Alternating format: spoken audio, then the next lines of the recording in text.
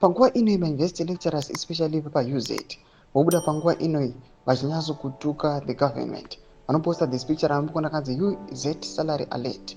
Your account has been credited with the 229.29 new balance USD 227 mashura.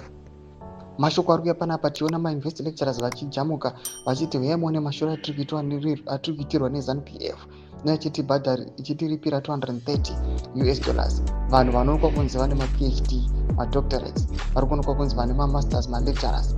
Sana pena mashoko amudanyora panguva ino ndorwa subscribe like on the bell kuti ibina AUT amudanyora chiti 2 months of strike, a call for resolution. As we approach the 2-month mark of our strike, it is imperative to recognize the impact this has had on our community and the quality of education at the University of Zimbabwe.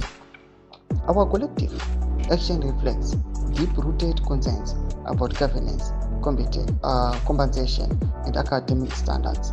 We urge the administration to engage in meaningful dialogue and address the issues at hand.